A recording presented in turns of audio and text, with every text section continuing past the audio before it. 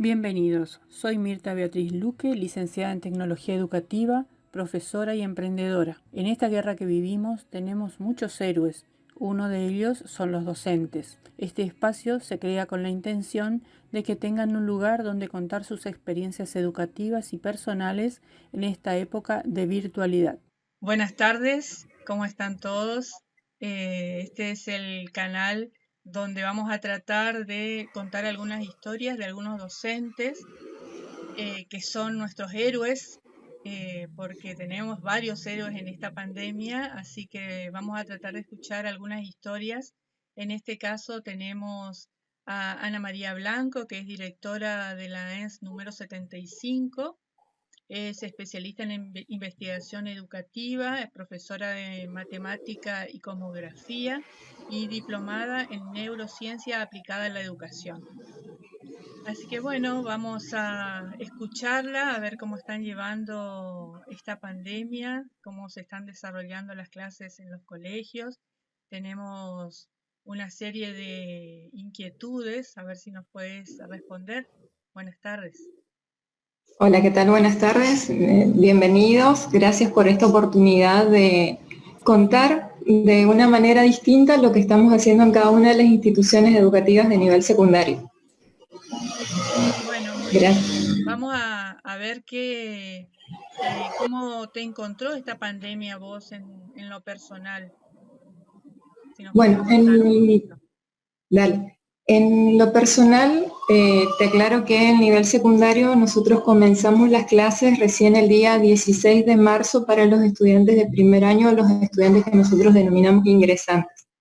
Y si bien la escuela secundaria comenzó en el mes de febrero con el congreso pedagógico, las actividades se estaban desarrollando de manera cuasi normal. ¿En qué sentido? Que no asistían todos los estudiantes a la escuela, sino que simplemente asistían aquellos estudiantes que se encontraban en el periodo de compensación de aprendizajes de la instancia de marzo.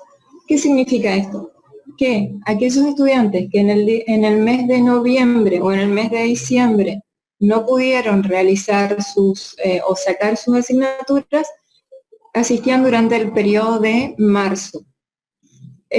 Hubo unos pequeños inconvenientes ahí porque casualmente se decretó los dos últimos días, el jueves y el viernes, para algunas localidades del interior, porque ya estábamos con esta problemática instalada en la provincia del Chaco, hubieron localidades que quedaron aisladas, entonces hubo que realizar un esfuerzo entre los docentes que se encontraban en el interior, los directivos que nos encontrábamos en situación, porque estábamos en la escuela, más los estudiantes que tenían que rendir las asignaturas que le quedaron pendientes.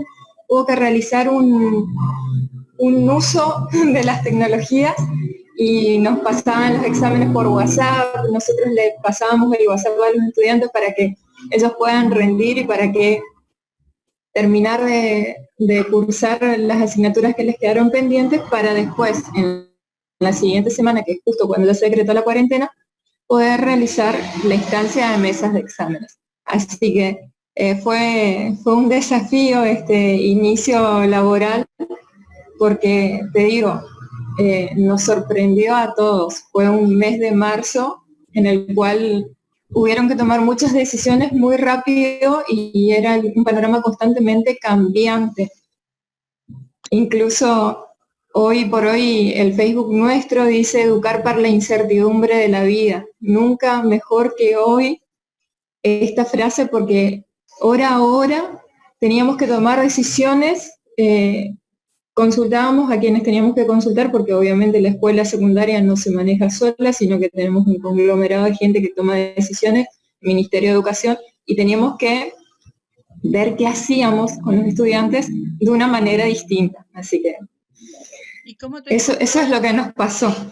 ¿Y cómo te encontró esto en lo familiar? Porque sabemos que tenemos que cumplir varios roles, ¿no es cierto?, en este momento. Mira, en lo familiar te diré que hubo un 100% de aguante de mis hijas, porque ellas principalmente, bueno, la más grande todavía no iniciaba la escolaridad secundaria, recién la inició el 25 de marzo, y la más chiquita, como nosotros los papás tenemos grupos de WhatsApp, estábamos constantemente conectados y tuvimos que hacer las tareas por WhatsApp, así que no hubo tanto inconveniente. En lo personal, en lo laboral, con respecto a la cantidad de horas, creo que trabajé las 2 primeras semanas más que 24/7, como dicen los estudiantes hoy por hoy, constantemente conectada en Face, en WhatsApp, en Instagram, en correo electrónico. Encima, como tengo varias cuentas de correo electrónico, era todo un desafío contestar a todos o tratar de responder en el menor tiempo de respuesta, porque sabemos que del otro lado, y eso es lo que agradezco profundamente, que desde el otro lado estaban nuestros estudiantes y otros estudiantes de otros colegios secundarios que nos decían: no sabemos qué hacer, no nos inscribimos, queremos inscribirnos, ¿cómo hacemos? Pequeñas cosas que hicieron que trabajemos un poco más de las horas reglamentarias que deberíamos. La planificación cambió, porque la planificación presencial es una cosa, lo que es la virtualidad, digamos, en un momento tuvieron que hacer toda una adaptación. ¿Cómo sí, sí, hubo que replanificar. ¿Por qué? Porque, a ver, cuando el docente planifica, si bien nosotros al comienzo del año planificamos o tenemos una idea de cuáles son los contenidos o las competencias que tenemos que desarrollar durante todo el año, vemos, como decimos, como dice la frase, vemos, observamos, constatamos, y ese ojo crítico entrenado que tiene el docente es el que ahora en la virtualidad es el que se pone en juego. ¿Cómo vemos eso que no podemos ver del otro lado más allá de por una reacción en la cara? El ojo crítico del docente es el que te va modificando las planificaciones. Entonces, si vos, docente, vas realizando la explicación de un tema y ves que tus estudiantes no entienden, es fácil de corregir, porque vos buscas otro ejemplo, adaptás, pero cuando el docente no puede ver o no hay ese feedback inmediato, sino que yo simplemente voy a ver eso que no vi dentro de 2 semanas cuando tengo una devolución de las actividades, entonces, ¿qué es lo que hago o cómo entreno mi ojo para ver en esta virtualidad lo que el estudiante me está demandando a mí? Por eso, en la planificación se tuvo que hacer recortes, se tuvo que tomar diferentes lineamientos. Incluso una de las actividades que, principalmente, bueno, soy profesora de matemática, y una de las actividades que me gustó para tomar y para explicarle a los estudiantes es de qué hablamos cuando hablamos de aplanar la curva. Es decir, que este conocimiento que nosotros tenemos de funciones entendidas como un concepto matemático, ¿sí? ¿Cómo hacemos para que la gente, para que los estudiantes y para la gente lo entiendan, de qué es tan importante casualmente esto de la cuarentena, de quedarse en casa, o cómo disminuye la cantidad de contagios? Todas unas cuestiones matemáticas importantes de base que creo que hoy por hoy muchas personas están dedicándose a hablar de estas cuestiones importantes o de la función exponencial, cuando era una función casi nunca mencionada en educación o en un 4º año de escolaridad secundaria.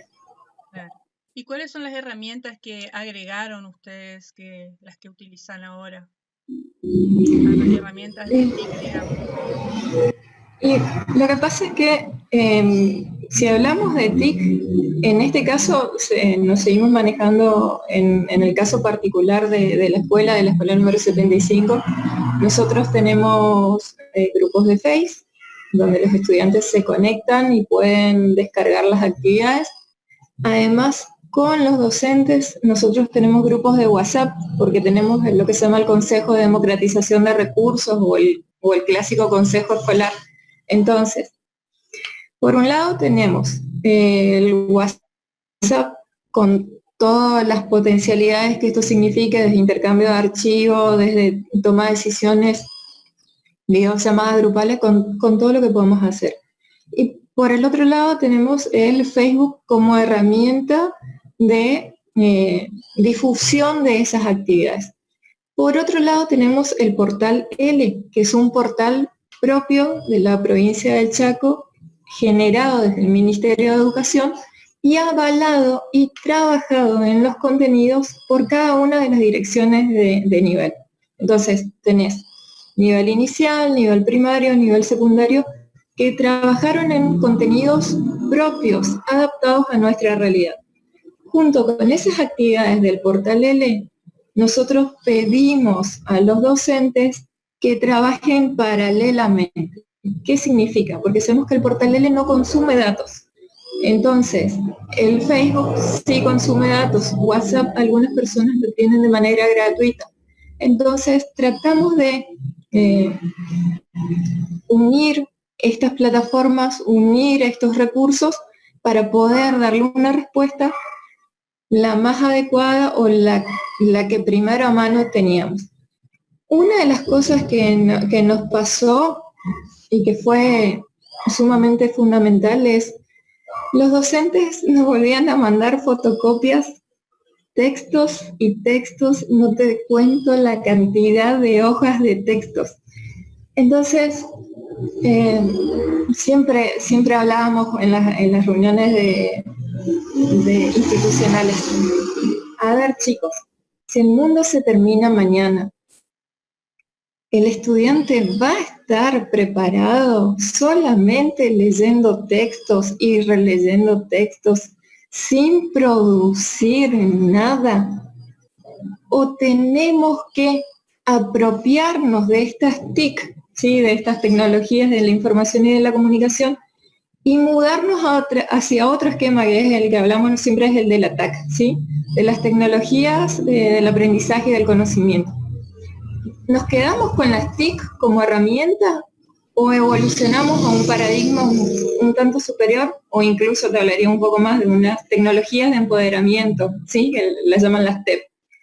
Entonces, ¿cómo hacemos para mudar de este paradigma que nosotros teníamos de las TIC, en las cuales sabemos que hay un porcentaje de docentes que no manejan estas tecnologías, a generar en los docentes y en los estudiantes estas instancias de cambio? Eso costó un poquito. Imagino que sí. Bueno, ¿y vos qué notás del otro lado? Me contaste bastante de los docentes, de cómo se encaró todo. ¿Qué notás del otro lado, del chico? El estudiante, tanto él como sus familias, están ávidos de saber.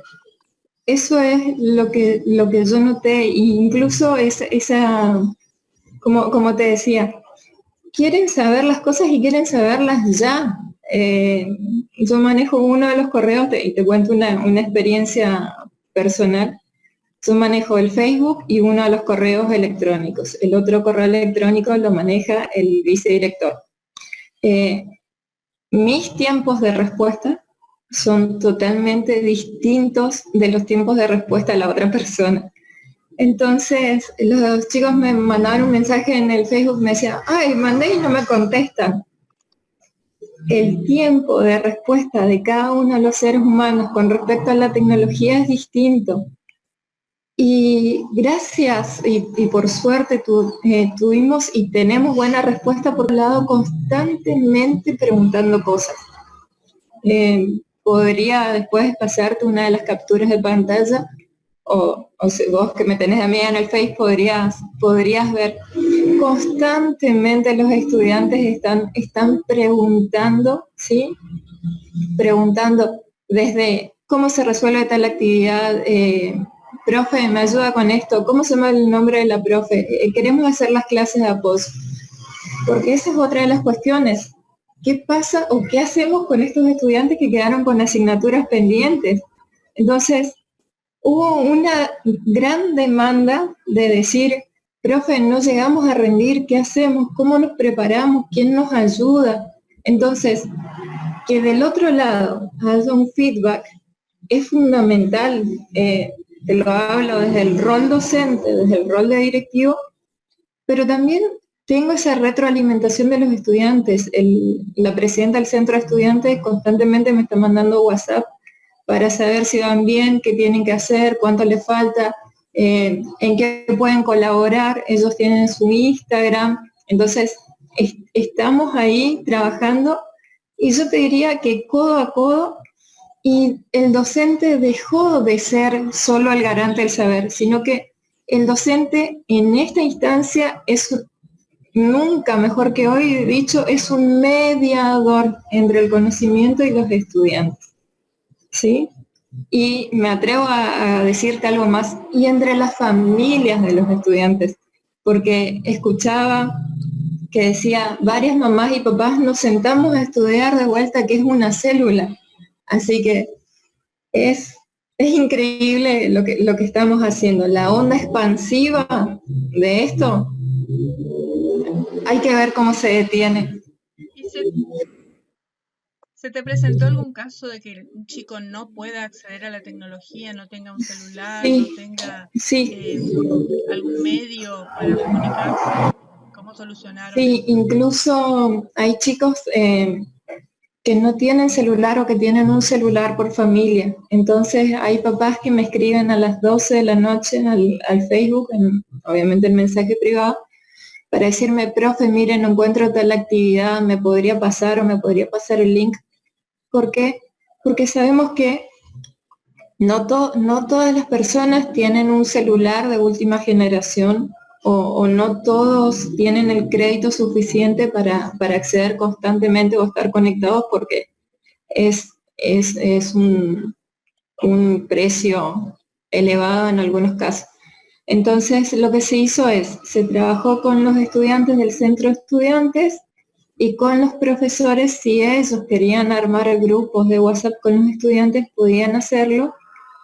O la otra es que nos enteramos que gracias al Ministerio de Educación de Nación, la semana que viene van a haber disponibles cuadernillos de trabajo que los van a poder retirar en los comedores escolares, para que así los estudiantes que no puedan tener acceso a la plataforma o al contenido propio que está elaborando el colegio, puedan acceder de alguna manera a contenidos que son de Nación y adaptados a los núcleos de aprendizaje prioritario. Qué bueno, Sí. qué bueno. Otra cosita que quería preguntarte es, ¿cómo ves vos las aulas de acá en adelante? O sea, cuando volvamos a la normalidad, no sé, septiembre, diciembre o 2021, ¿cómo ves las aulas? A ver, se generó una onda expansiva muy grande. Cuando incluso yo leía o te escuchaba lo que decías, cuando volvamos a la normalidad. ¿Qué es la normalidad? ¿Cuál es el concepto de normalidad o cuál es el concepto de aula tradicional? ¿Que hay un cambio? Seguro, no lo dudemos. El tema es cómo seguimos sosteniendo este cambio, ¿sí? ¿Y qué va a haber? O como decíamos, la escuela no es solo una escuela, es una reunión de personas. Entonces, ese acceso a ver, a tocar, a las emociones dentro del aula, porque no me puedo separar de ser docente y de que soy apasionada de lo que hago. Entonces en otros ámbitos se notan con los estudiantes que también el buen docente es aquel que es apasionado y que no solo te brinda todas las herramientas, sino que también tiene una palabra de apoyo, constantemente te anima. Entonces, ¿qué nos espera en el 2021? Y yo te diría que este cambio se va a ir dando paulatinamente, ¿sí? En Argentina tenemos una fuerte impronta en lo que es la escuela o el mandato fundacional de la escuela, que es educar al ciudadano.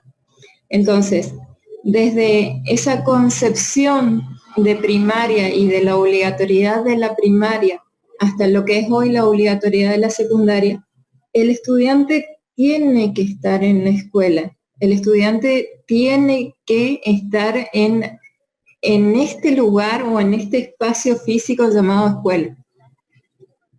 ¿Por qué? Porque es el docente el mediador por excelencia que le pone, que como decíamos con Chevalar, te hace una transposición didáctica entre lo que es el saber sabio al saber que el estudiante aprende.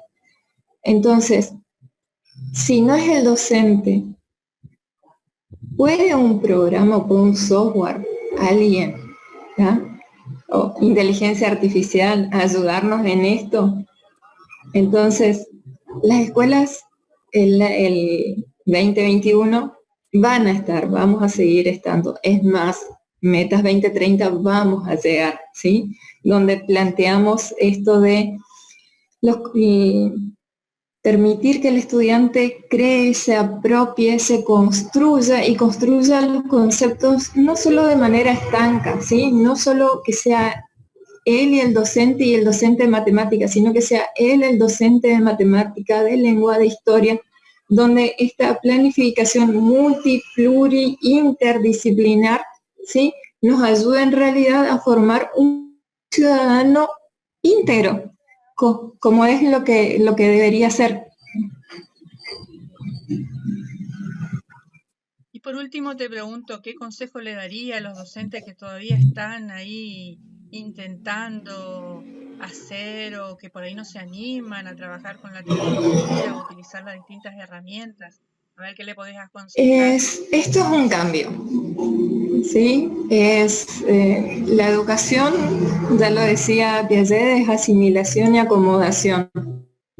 Estamos en un proceso de acomodación, ¿sí? Entonces, necesariamente tenemos que adaptarnos a las tecnologías, ¿sí? Hay personas que tienen mayores facilidades, otras personas que tienen otro tipo de dificultades, pero la tecnología está ahí, está a nuestra disposición. Si alguien quiere armar un blog, tiene todas las herramientas tecnológicas a disposición, ¿sí? Las herramientas tecnológicas. Ahora bien, ¿qué necesita además el docente? Tener una motivación y estar convencido de que eso que yo estoy haciendo es la mejor herramienta para ayudar a mi estudiante, ¿sí?